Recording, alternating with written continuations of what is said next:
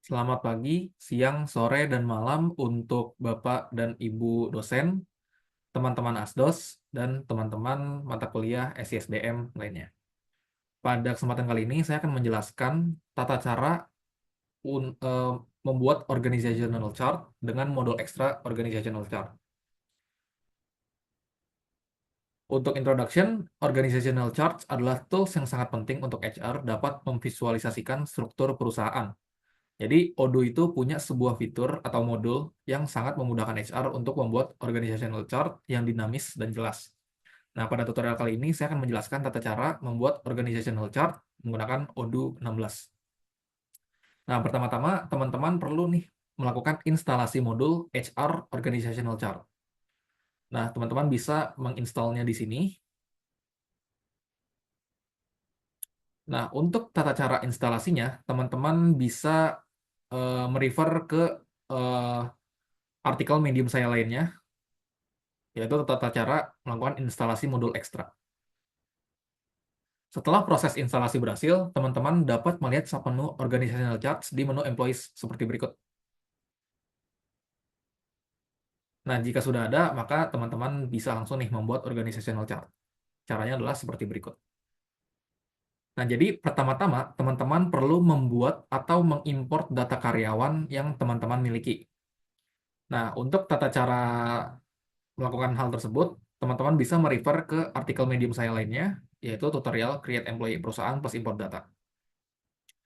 Setelah teman-teman berhasil memasukkan seluruh data karyawan, teman-teman bisa langsung menyusun hierarki organisasi dengan modul organizational chart dengan mengikuti langkah-langkah berikut. Nah, untuk kebutuhan tutorial kali ini, saya akan membuat database baru terlebih dahulu, khusus untuk mendemonstrasikan cara membuat organizational chart.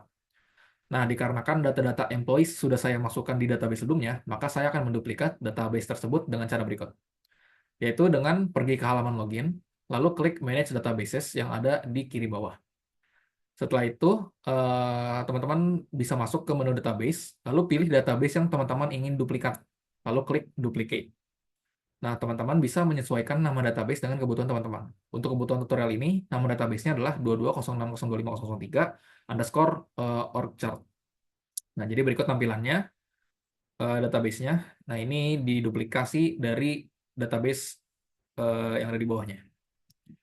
Kemudian, teman-teman masuk ke database yang baru, lalu teman-teman login sebagai user yang teman-teman buat di tutorial sebelumnya, atau user teman-teman lah. Jadi seperti berikut, jadi saya masuk dengan email winda@gmail.com, seperti yang sudah saya buat di tutorial sebelumnya.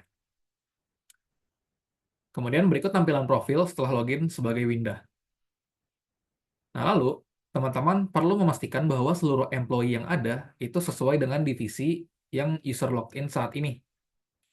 Nah, karena saat ini saya login sebagai Winda, dan Winda adalah bagian dari divisi warehouse, maka employee di luar divisi warehouse akan saya hapus. Jadi, berikut tampilannya ya. Jadi, untuk departemennya hanya ada warehouse di sini dengan berisi 15 employee. Lalu, teman-teman perlu memastikan bahwa setiap employee memiliki data lengkap pada field department, job position, dan manager. Nah, seperti yang teman-teman lihat, job manager, field manager di sini itu masih kosong untuk setiap employee. Nah, ini akan dijelaskan pada section selanjutnya.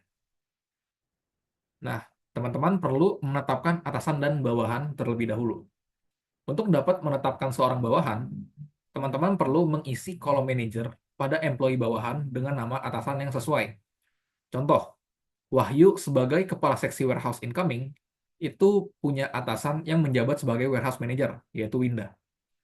Lalu Wahyu juga memiliki bawahan nih, meskipun dia adalah bawahan Winda.